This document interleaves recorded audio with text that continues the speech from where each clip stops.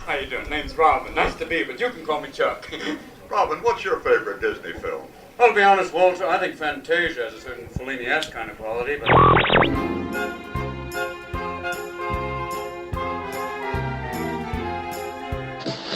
A carriage approaches to take you into the boundless realm of the WDW Radio, your information station. Hello, my friends, and welcome to the WDW Radio Show, your Walt Disney World information station. I am your host, Lou Mongello, and this is show number 250 for the week of November 27th, 2011. In the past 40 years, we've seen some pretty interesting things at Walt Disney World. A water-skiing Goofy, gunfighters shooting it out in Frontierland, singing fruit, a rapping Mickey, and much more.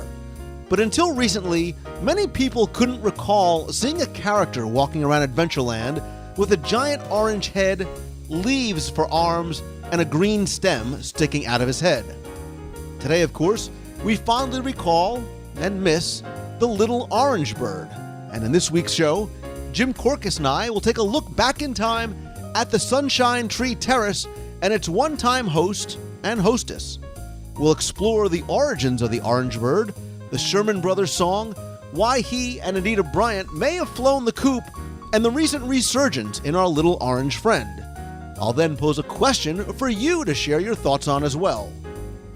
It's also been way too long since our last contest, so this week, listen carefully for your chance to win a Disney prize package in our Where in the World Have You Heard This contest. I'll then have a few announcements, including the date and location of the next Meet of the Month in Walt Disney World, then play more of your voicemails at the end of the show, so sit back, relax, and enjoy this week's episode of the WDW Radio Show.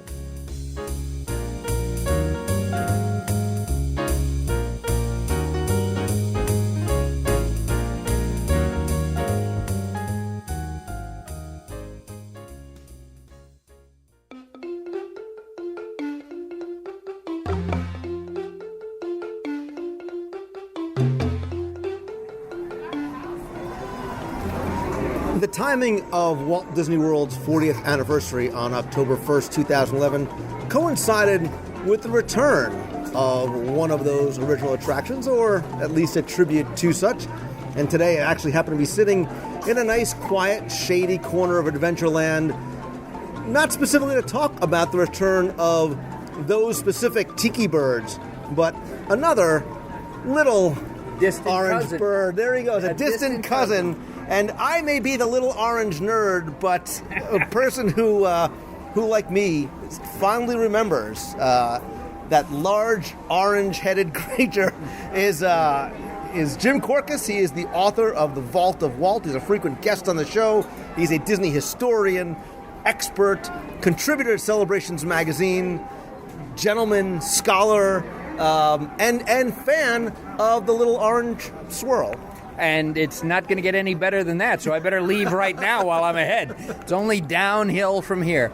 And yes, we're outside the what was the Sunshine Tree Terrace out here, the official home for the Orange Bird. And we're going to talk a little bit today about the history of the Orange Bird and the fact that he's recently been reintroduced in a limited way. We were hoping to see even more of him for the 40th anniversary, but I'm thankful that he's still around after all of this time. So, I think if a couple of years ago I would have talked about the Little Orange Bird and Anita Bryant, those probably would have been two names that most of the audience may not have remembered because of back in the 70s. They were very popular here in Florida and very popular around. But for a long time had been out of the parks and certainly sort of off the radar until recently. And again, sort of tying into the return of the Enchanted Tiki Room next door, I thought it would be a fun time to talk about because this all sort of ties in together. This whole Sunshine Pavilion and its connection to the Florida citrus growers that doesn't really start on October 1st, 1971, but really like 4 years earlier. Absolutely. You know, there was a great deal of excitement about the Disney company coming to Florida. The expectations, of course, was there was going to be a Disneyland East out here, and everybody knew how popular Disneyland, but very few people east of the Mississippi ever got around to visiting Disneyland. So this seemed to be a perfect market for new customers for a variety of different companies and corporations. One of those was the Florida citrus growers. And they approached the Disney company as early as 1967, as Lou was alluding to, which is really pretty early in the game. And by 1969 had officially signed off on the contract to sponsor a $3 million pavilion right here in Adventureland. And certainly the idea of having sponsors for the park is not something that started and wasn't new to Walt Disney World. That's how Disneyland got built. So you say, well, where do Florida citrus growers come into Disney World? That's part of how these parks got built. Well, and actually something that some listeners may not be aware of is that the oldest surviving Disney licensee is Florida orange juice. Out at Lake Wales, that's where they produced Donald Duck orange juice. And what Donald Duck has to do with orange juice is beyond me, other than the fact that it sold in 1941 and it continues to sell today. And in fact, it's been a long time since I've been out there, but at one time in the building, they actually had a statue of Donald Duck in there. So Florida orange juice and Disney had a long relationship even before 1969.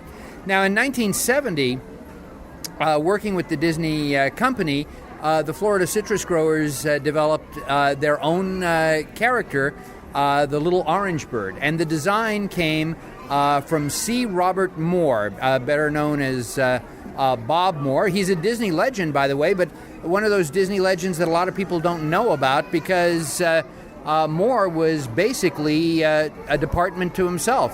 From 1951 for about 30 years, he was just a department of one and did an awful lot of promotional artwork and special artwork. He did the murals at the elementary school, Walt Disney Elementary School in Marceline, Missouri. He designed the mascot for the 1984 Olympics, Sam the Eagle. He was one of the few artists who were authorized to sign Walt Disney's signature while Walt Disney was alive. In the 30s and 40s, that was Hank Porter who was doing all of that, but starting in 1951, that was Bob Moore. So he came up with that design of the big-headed orange bird, and instead of feathers, the green leaves and all of that. The storyline came from Vince Jeffords, who was in Disney marketing, responsible for a lot of toys and promotions. He eventually wrote like about a dozen Disney children related books, and he's the one who came up with the original story. Do you remember the story, Lou? I remember it, and it's funny because we talk about the stories of the parks and the stories of the attractions, and sometimes you can piece them together by things that you see or little details. This storyline was so far removed from this little orange juice stand here in Adventureland, because I remember it being very convoluted about this bird. The orange bird obviously couldn't speak, and he was sort of ridiculed by his other little, bully friends, the birds. The only way he can communicate was by sort of his thoughts would come out in sort of a little orange puff of smoke. But the storyline beyond that as to how he actually came to Florida was something you never would have been able to piece together by looking at the pavilion, going to the tiki room, or probably talking to any cast member here. You're absolutely correct, and yes, and you've got the basics there of yes, an orange bird can't talk, can't sing, and so again has no friends, can only communicate through orange puffs of smoke, very much like thought balloons that you'd find in a comic strip character. But again, these things that he thought were very three-dimensional as well, too, so very realistic. And the storyline is birds were migrating south, and since nobody liked the orange bird, nobody wanted to migrate with him, and a later revision was that they felt that he didn't even get enough rest or have enough good nutrition and all of that, so he wouldn't survive the journey. Well, he did. He went on his own. He had a bunch of misadventures. At one time, he thought he had seen a birdhouse with another orange bird in it, and as he flew to it, turned out to be a traffic light. Eventually, he comes across a family, a mother, a father, and a son and a daughter having a picnic, and he comes down and instantly falls in love with them. But at the end of the picnic, the father goes, we've got a long drive home. We've already got too many pets at home. We don't need another one. And I'm worried, too, about, him constantly thinking and filling up the inside of the car with orange smoke. What was this father thinking? I don't know.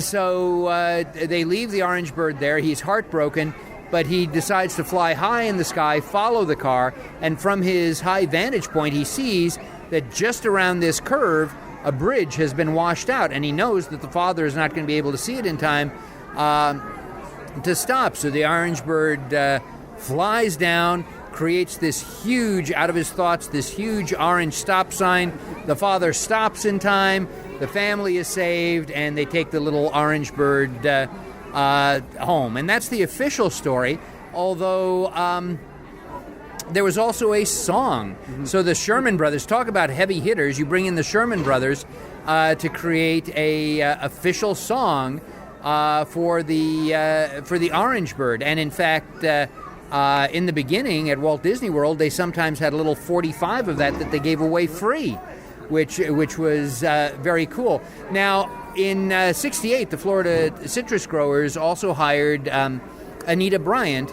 as their spokesperson, because again, the orange bird's not going to be able to talk. You need somebody who says, a day without Florida sunshine, Florida orange juice is a day without sunshine. Is a day without sunshine. See, we're showing our age because we know who Anita, we remember Anita Bryant. That's right, and in fact, Anita Bryant is still alive, and a lot of people forget how popular she was. She was a former Miss America contestant, never a Miss America, but a former Miss America contestant.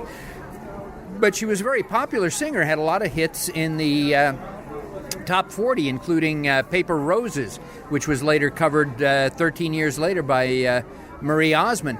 And so she came on board, and she had a family, and Anita Bryant was perky and clean. And she was the all-American. She was the all-American housewife. The all-American housewife. And so she did these commercials, and oftentimes with an animated little orange bird. The orange bird apparently lived in her house. At one point, there was a little orange bird box. So when she was waking up her kids in the morning, she opens up the box, and here's the orange. No holes for the orange bird to breathe, but that's okay. And I guess not enough orange smoke to choke him to death. But anyway, so she sang the song, and the song was reasonably popular, and so by golly, things were going along pretty smoothly there. Little orange bird, in the sunshine tree, won't you think of something sunny just for me? Think of funny thoughts, or sunny. Well, and remember too, because we sort of alluded to, obviously, this song and this character, Anita Bryant, weren't confined to the Sunshine Pavilion.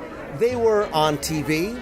They were on billboards. They were I remember we always drove to Florida because unless my mother could actually fly the plane, she wasn't going to fly. We would drive to Florida and stop at the roadside places and the visitor centers, and that's where I remember seeing the orange bird and getting the 45 album was at some of those places. I still actually have. I have my Orange Bird 45. I have my Orange Bird album too because they released a two-side album. Yes, yes, there was, and I didn't get out of the house very much.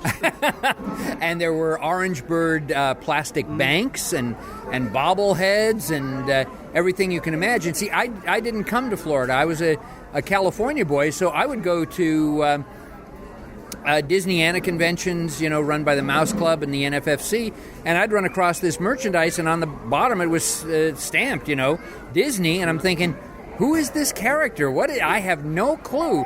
And it was all reasonably inexpensive because nobody knew. So, yeah, I got a little orange bird bank and salt and pepper shakers and just about anything you could imagine. Well, and so two things to point out there is, number one, Disney sort of, and I can't think of any other example, Jim, of another time that Disney creates a special character specifically for one of the Disney theme parks. They do it later on, where they do it, with the creation of somebody like Figment, but they had never sort of done this before, sort of creating a character for a sponsor for the theme parks. And then two, I don't want to sort of presume that everybody in the audience knows who or what the orange bird actually looked like, because it didn't look like a traditional bird that happened to be orange.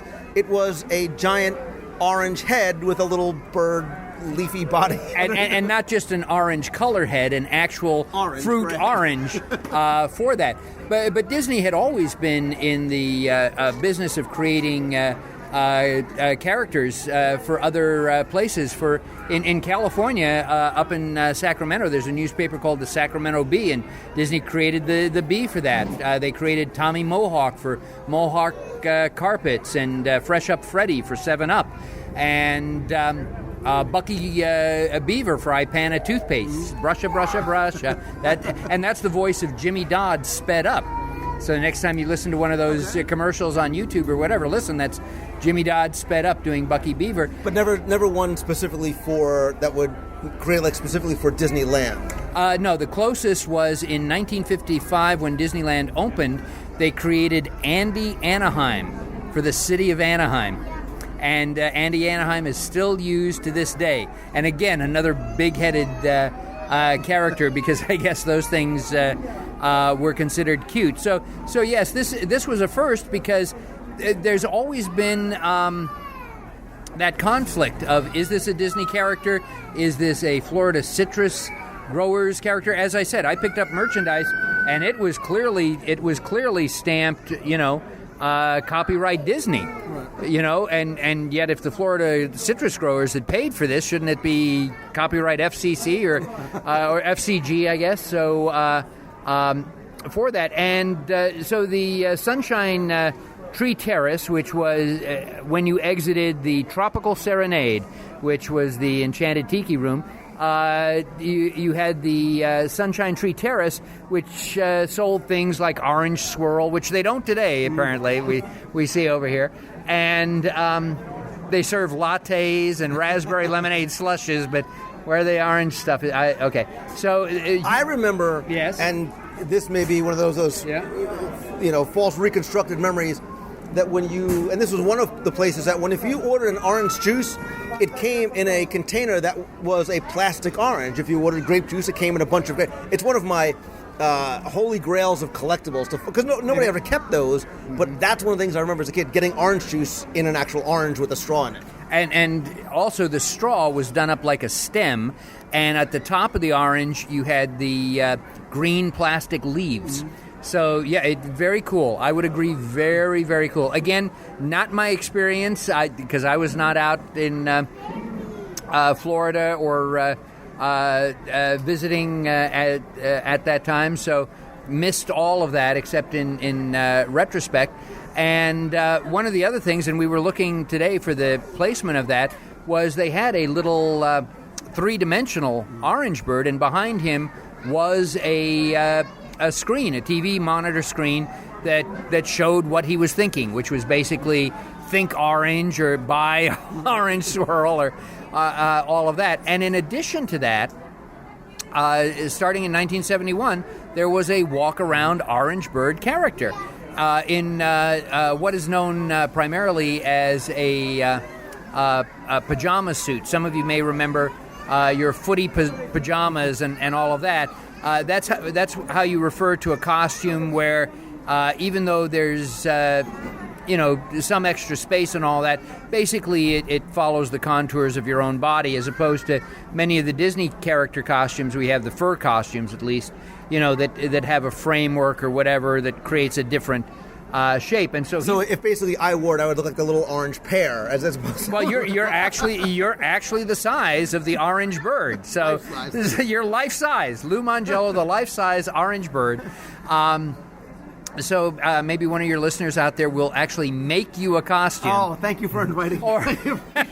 Or maybe they have a couple of those orange sippers out. And I think there was only the orange sippers. There may have been other fruit, an apple or something like that, somebody was saying. But I just remember orange sippers. And so you'd have the walk-around character. And so all was right with the world until... He was almost like a visual Barker bird, because I remember him, and I have a picture of him out in front of the Tiki Room, which at the time was the Tropical Serenade. So he was sort of the quiet Barker bird that sort of was enticing people to come. I remember Adventureland looked very different than it did now. The Magic Carpets wasn't here. It was sort of an open space with the tables and the benches. So I remember him standing out there, sort of bringing you over to the Tiki Room years before. Later on, we ended up getting Artemis, and we'll talk about why the orange bird eventually flies the coop, as it were. And that's true. And yes, we tend to forget that the park looked much different in 1971.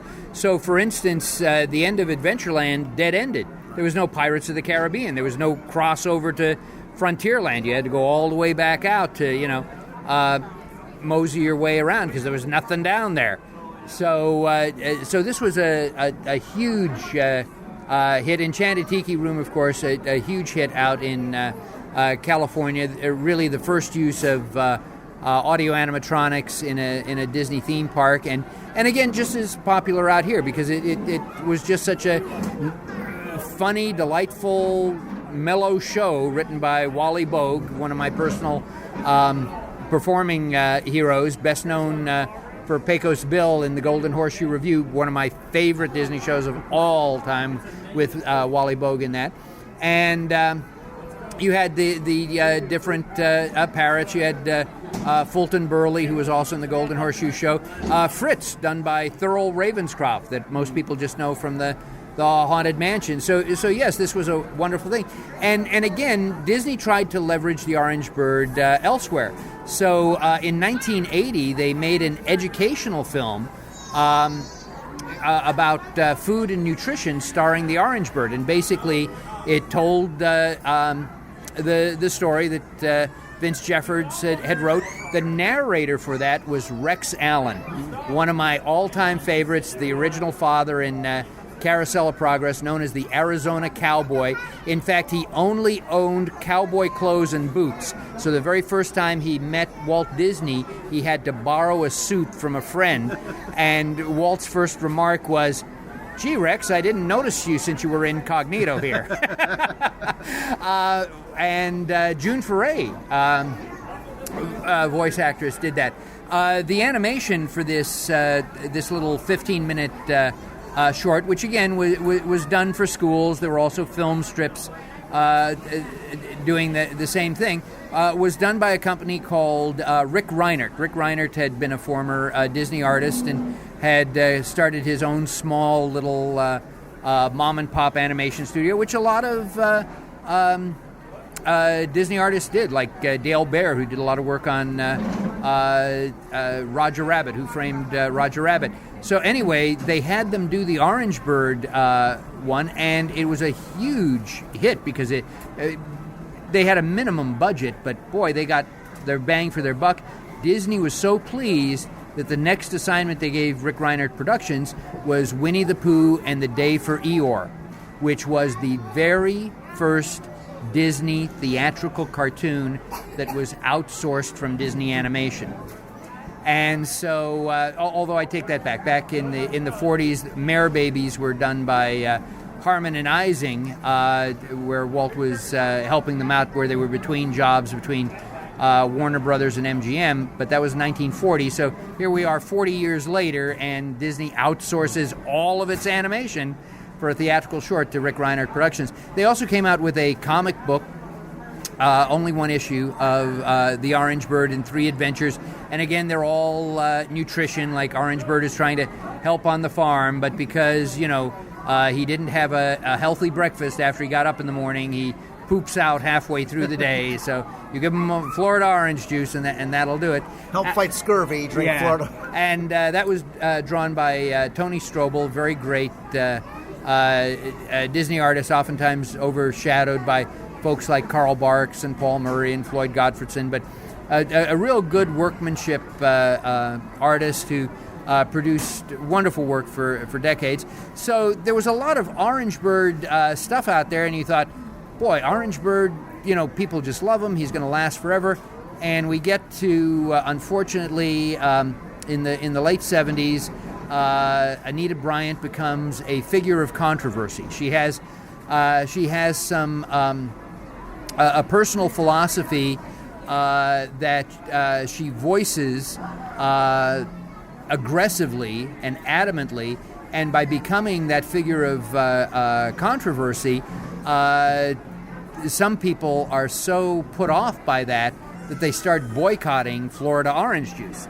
And so by 79, the Florida citrus growers do not renew her contract. But by that time, she was so closely connected with the Orangebird that the Orangebird started to fade as well, because whenever you saw the Orangebird, you immediately thought of Anita Bryant because you saw all the commercials, you saw the print ads, you saw all of this. And so initially the Florida citrus growers had a 10-year contract from 71 to 81, and then they renewed for an additional 5 years, 86. And then at that time, they dropped their sponsorship, and the Orangebird pretty much disappeared, except for, as you already pointed out, a lot of the roadside stands and citrus growers and all that still kept producing Orangebird merchandise into the 90s, although less and less. And then a miracle happened to save the Orangebird. Who do you think would have saved the Orangebird? The Japanese. The Japanese, of course. My gosh, I have yet to visit Tokyo Disneyland. Really looking forward to doing that someday. And research trip, me and you, like a buddy movie. Oh, that's it. There you go. At Tokyo Disney Seas. Jim and Lou will tell you stories. But basically in 2004, the Japanese rediscovered the Orangebird because it was very much in keeping with their great love of cuteness. Large head characters with large eyes. You'd be very popular in Tokyo. I'd be very popular out there. I'd be the Hello Kitty. I'd be the American Hello Kitty for there. Hello Jimmy for that. Yes. And so they started producing some of their own merchandise, and it just took off. And in fact, in Japan, they even have a Citrus Day. I think it's April 14th or something like that. And so that if you're a friend with someone, you exchange citrus. What that has to do with anything is beyond me. But if you can come up with a Valentine's Day or whatever, you can come up with it. Any reason to exchange gifts that involve food is a good day for me. Well, I think that is a good thing. Which brings to mind, you shared one of my favorite memories growing up in California was they had a flavor at 31 Flavors that they have never brought back. It was called Mandarin Chocolate. So it was a dark chocolate ice cream, but it had citrus flavor. Oh my gosh, it was good. but again, 31 Flavors always rotated, and then it's gone now. I'm sure I could Google it and find the recipe on the internet there.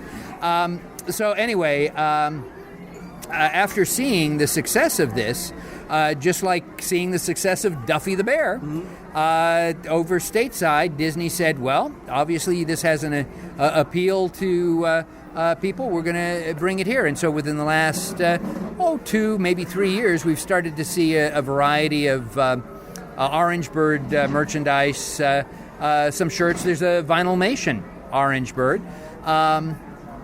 All of that. It's interesting here in Adventureland. They're not selling any Orangebird stuff. I think they do.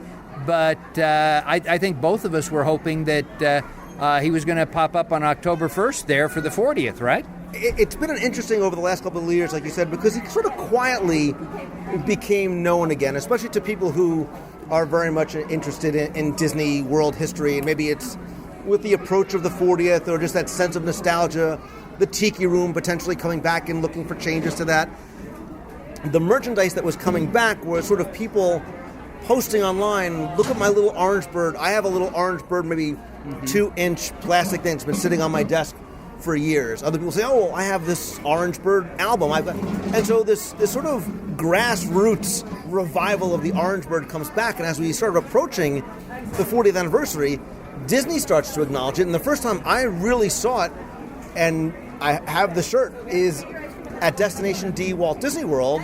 The official T-shirt was white, and the piping on the sleeves and the neck was the orange bird. The writing was orange.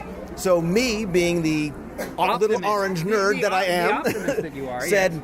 "This is great. I think the orange bird may be coming back." There's this Disney seems to have this renewed sense of nostalgia, maybe seeing what the enthusiasts online are interested in. As the 40s started to approach, they were having orange bird pins, like you said, orange bird vinylmation. And so I said, I feel it, Jim. I feel October 1st, we're going to see that little orange bird in his footy pajamas. Yeah. He's going to walk right down the middle of Main Street, USA, and we got nothing. I know, and I think it's really and again, there was been an awful lot of confusion too, because as I said, after he sort of disappeared from the Magic Kingdom. The Florida citrus growers still produced merchandise, but oftentimes you'll find Florida orange bird merchandise that just says Florida on it, in big letters and all. So there's that confusion of, what is that all about?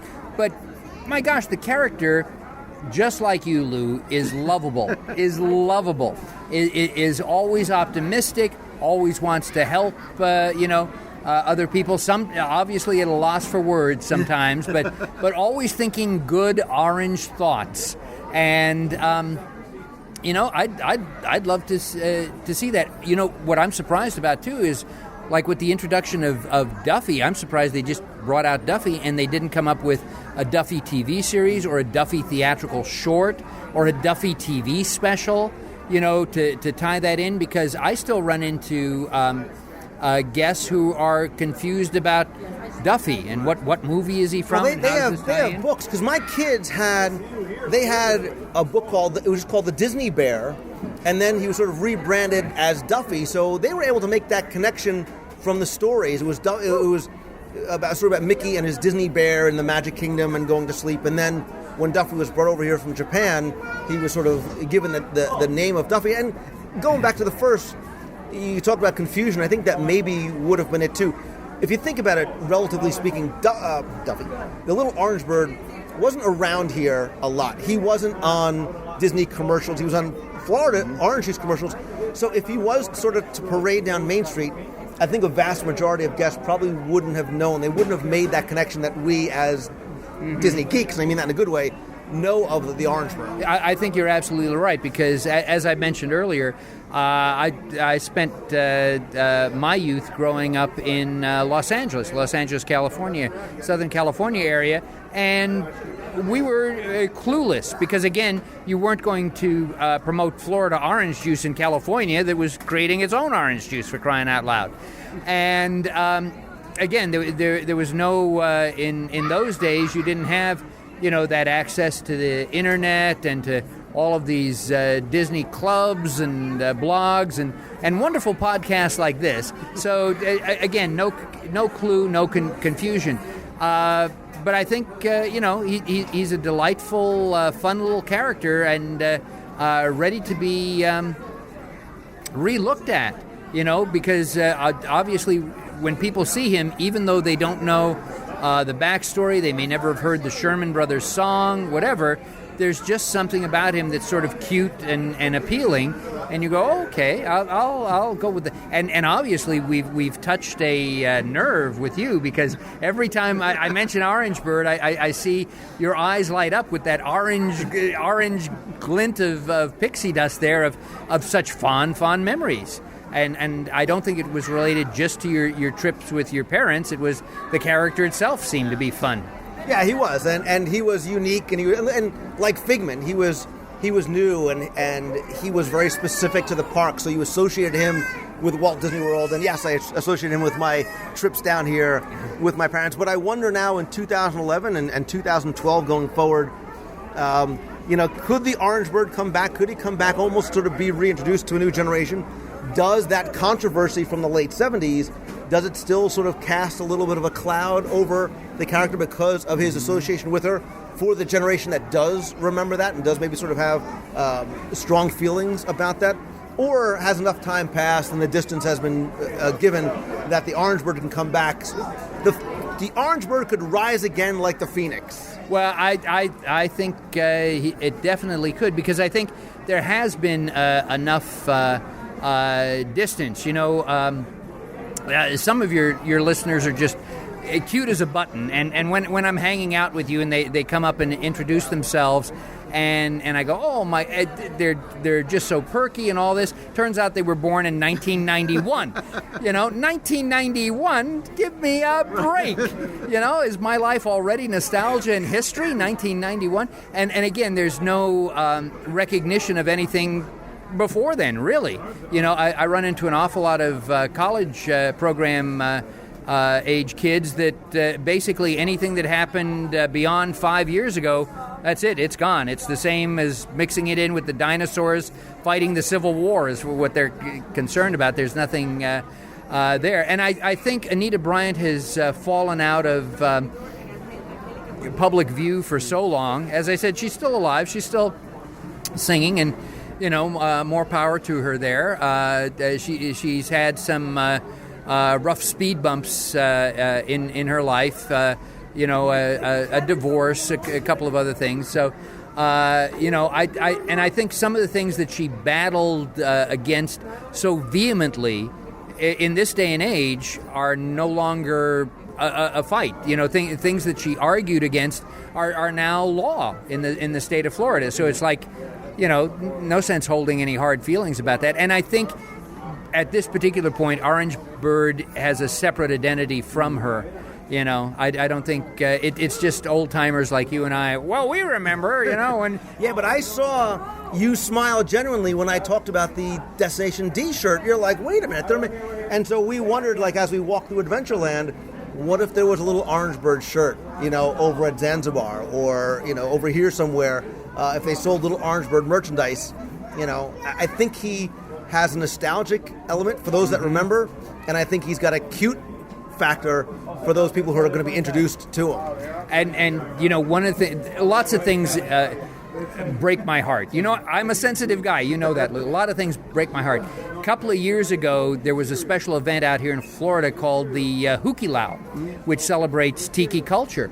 And I only found out about this after the fact. This is what broke my heart. Is two of the speakers there were Kevin Kidney and Jody Daly, who have done some wonderful merchandise and I think really capture the spirit of Disney, obviously have a great love of Disney, and they did a presentation on Disney tiki culture, including, according to the blurb, telling more stories about the Orange Bird than you have ever heard. And to this day, I regret that I didn't get to hear, you know, those stories there. And I regret that Disney is just sort of tentatively dipping its toe in the water for the Orange Bird. I think now is the time. Now is the best time. Well, there may be a great, big, beautiful tomorrow because... sorry, it was there. I had to take it. Because I think there's a lot of this next generation of Imagineers that seems to have an affinity. I see their tweets. I see their unofficial sketches that they post of the little orange bird, you know, riding Splash Mountain, the little orange bird on the TTA, the little orange bird around the park. So I think they would love to see it come back. And I bet you there's an internal push from some of these guys to see it, especially in this sense of this nostalgic time that we have with Walt Disney World's 40th here. And I agree with you. I think some of the Imagineers working for the company right now, some of the younger Imagineers really do have that respect and affection for the Disney company. I think people like Kim Irvine have done wonderful things in terms of revitalizing classic attractions, but keeping the spirit of Walt Disney in those revitalizations. I just hope we never see something like Orange Bird battling Figment, you know, in some video game or something like that. You know, oh my gosh. I just can't even imagine that. But orange and purple, that goes together. I think those are school colors of some school. But we're over here, and it took us forever to get something to sit down and sip on while we were talking, right? This is still a very, very popular location. Absolutely. And we even sort of peeked up in the trees behind the counter to see if maybe the little orange bird might have been peeking his head out. But we will continue to look. We'll continue to look and see if the orange bird, and listen to see if we can see some of his little orange thoughts coming back. We'll also look to see more from you, Jim, back on the show in the future, because I love having you on. I love, especially now that I'm here, we can come to the parks more often and eat our way around and talk about some of these details and stories. Of course, you also contribute some amazing stuff to Celebrations Magazine. I say that as a fan, not a publisher. And, of course, you know that I sleep with the Vault of Walt right next to my bed because it is that good. And you tell the stories that nobody else can tell from such a personal angle, because you've met these people, you've talked to these people, and you're able to sort of capture that. And I will put a link to the Vault of Walt in this week's show notes. You got to come back. And remember, Jim, he's a little fluffy, puffy sight to see. He can turn your frown around. So when you see him looking down, you know that is the little orange bird in the sunshine tree. Thank you again, my friend.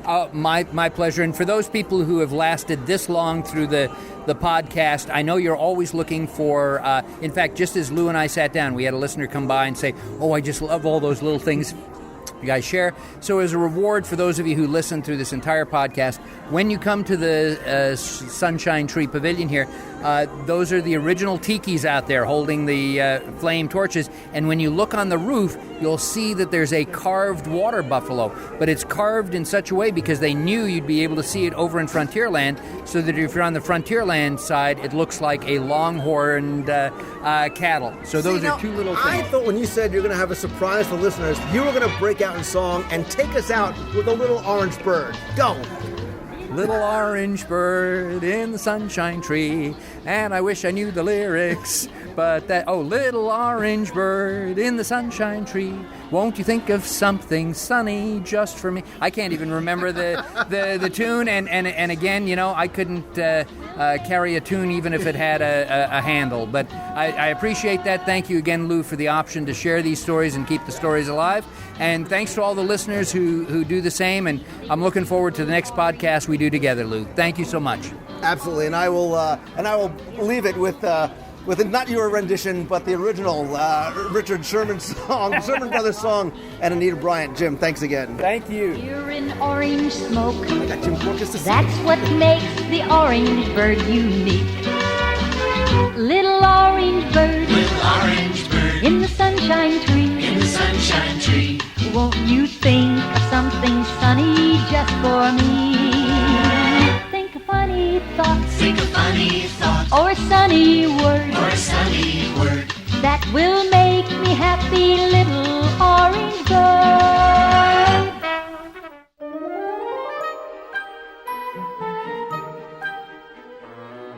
While one of the things I love doing on the show is enhancing your enjoyment and appreciation of Walt Disney World, I also love to have fun with you guys as well, and it has been way too long since our last trivia contest, or Name That Tune, or Where in the World Have You Heard This contest, and because of that, it's time to bring it back. And this week, we are in fact going to have our next Where in the World Have You Heard This contest, and it's very simple. You don't need to know trivia, or history, or details, or anything else, because all I'm going to do is play 7 random sound clips from around Walt Disney World. They can be shows or attractions, current or extinct, or sounds from elsewhere around the resort. I'm going to play the clips with the little radio tune in between so you can help break them apart and distinguish one from the other. And then all you need to do is list the names of where the clips are from in order and email them to contest@wdwradio.com by 11 a.m. Eastern on Sunday, December 4th. Be sure to include your name and email address in the body of your email. Now, from all the correct entries, I will randomly select one winner, and it's the holidays, and I'm feeling thankful to and for all of you. And since I know that it has been way too long that we've had a contest on the show, I'm going to give you a prize package that's going to include all 6 of my audio tours on CD, Main Street, Adventureland, Fantasyland, Toontown, Liberty Square, and Frontierland, a signed copy of my Walt Disney World Trivia Book, Volume 2, a copy of the now out-of-print first edition of Celebrations Magazine, and the all-new limited edition holiday book, which is about a $25 value, and I'm also going to give you a $25 iTunes gift card as well. So, without any more ado and introductions, remember, 11 a.m. Sunday, December 4th, email your answers to contest@wdwradio.com. Here are the clips. Good luck.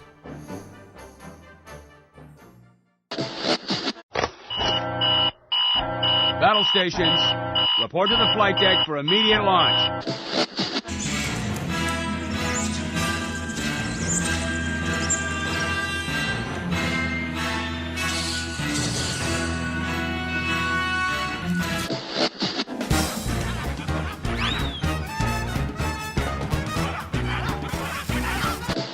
Now, as you can imagine, safety is a big concern of ours, so we're going to insist that you, I hear this new CO they sent over from HQ is a real featherweight. He's probably some desk jockey.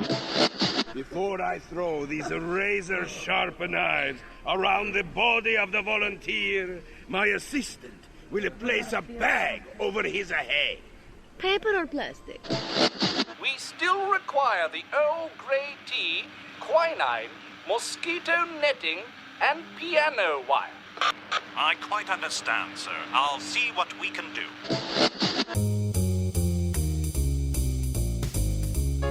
That's going to do it for this week's show. Thanks so much for taking the time and tuning in this and every week. As always, I am sincerely grateful to all of you for allowing me to share my passion for Disney with you. And in the spirit of the season, I also want to acknowledge what an incredibly generous family you are all a part of. Time and again, the WDW radio community has come together to help make dreams come true for children through the Dream Team Project, through donations, auctions, and other fundraising and events. And I think that as Disney fans, we all share in the value and the importance of family and togetherness. And the approaching holiday season gives us all the opportunity to hopefully count our many blessings and to share our appreciation with others. And I think it can be a magical time, and we want to share some of that magic with a new effort to hopefully make a difference in some others' lives as well. So I'm announcing the inaugural WDW Radio Holiday Project, where we'd like to honor the members of our armed forces with a holiday card writing campaign. I'm sure you know by listening to the show how grateful I am to those who have served or are currently serving in the military and their families for the sacrifices that they make every day. And with the help of our own WDW radio hero, Sergeant Jeremy McBriar, we have sort of adopted a military unit currently serving overseas.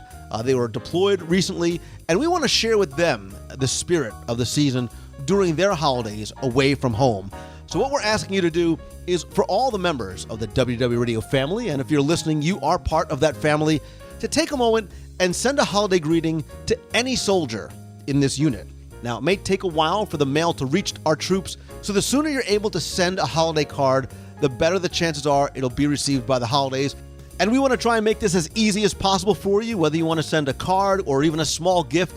I know that they would appreciate things like small games or newspapers or magazines, even things like toiletries or telephone calling cards. We have an address right on the website that I'll link to in this week's show notes. Somebody over at the 887th ESC will make sure that those cards and gifts get distributed. Again, this will help bring a little bit of that Disney magic to some true heroes that can use it this time of year. So again, anything you guys can do would really be appreciated. Okay, so just to quickly wrap up the rest of the show, please come by the show notes over at show 250 over at WDWradio.com. Leave your comments about your memories of the Orange Bird or the Sunshine Tree Pavilion. While you're there, explore the rest of the site, the blogs, discussion forums, and lots more. Be part of the show by calling into the voicemail line, 407-900-9391. That's 407-900-WDW1. Or if you have a question you want answered on the air, you can email me at lou@wdwradio.com. Also, don't forget that in addition to the podcast and the videos, please come by the WDW Newscast every Wednesday night at 7:30 p.m. Eastern over at wdwnewscast.com.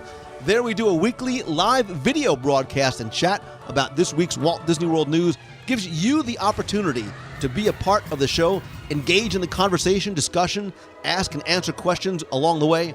If you can't make it live, that's okay. You can also catch it on our YouTube channel, on the blog, or get the audio in the iTunes feed as well. I always talk to you guys about being part of the WDW Radio family and the community.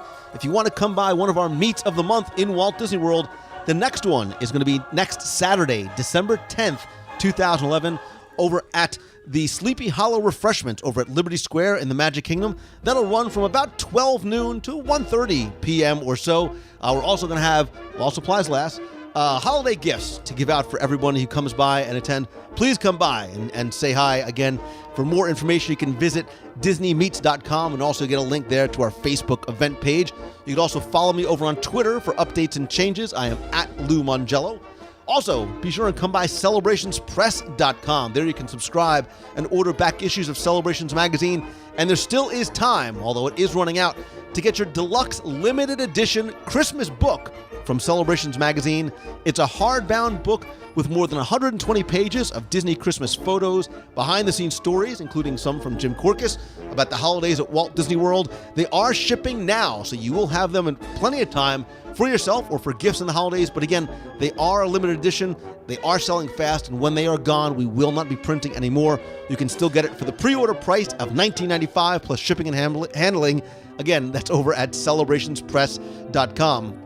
Quick thanks to my partners and sponsors, Mousefan Travel, as you know, my official recommended travel provider, because that's who I use, whether you're going to Disney World, Disneyland, Disney Cruise Line, Adventures by Disney, or Aulani. Becky Menken and her team of agents give you the best possible prices, all available discounts, an incredible level of personal service, again, all at no additional cost to you.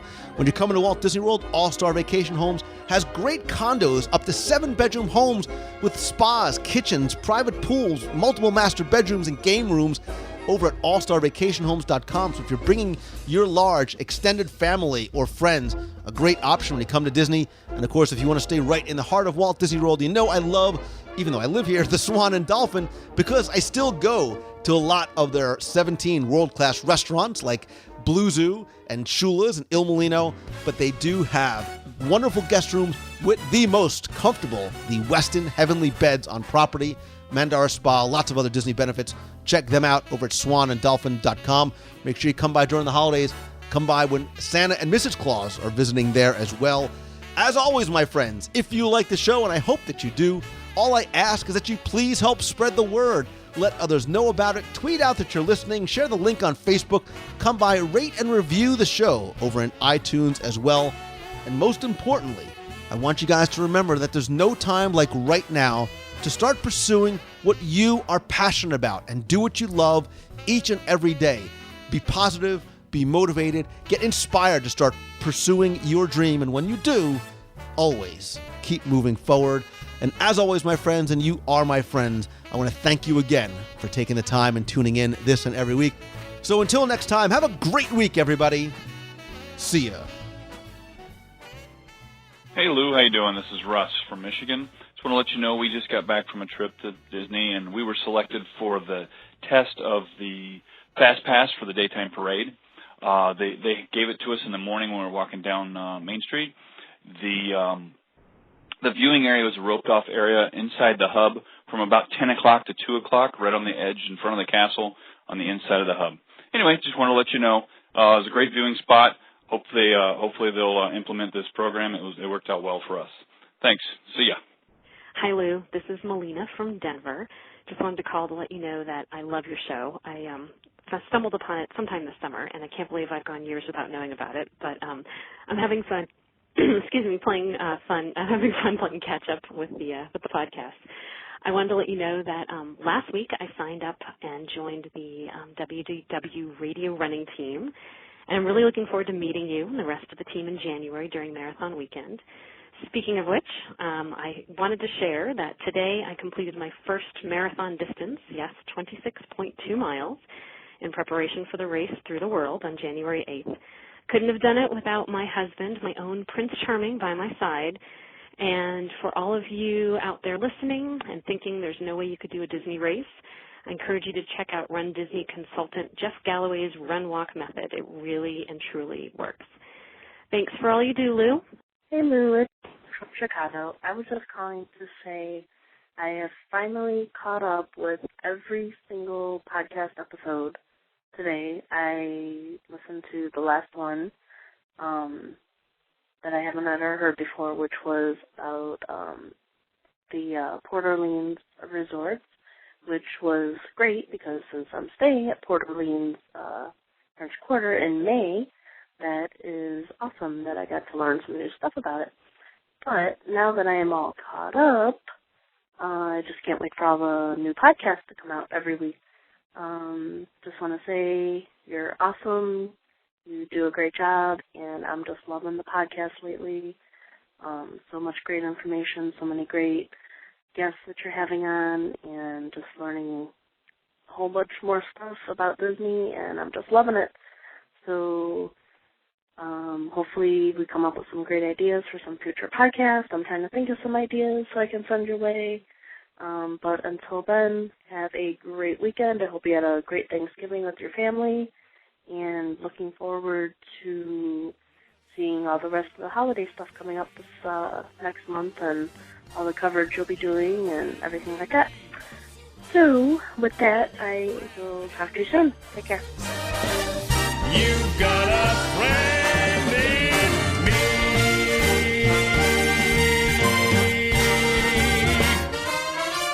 Yeah.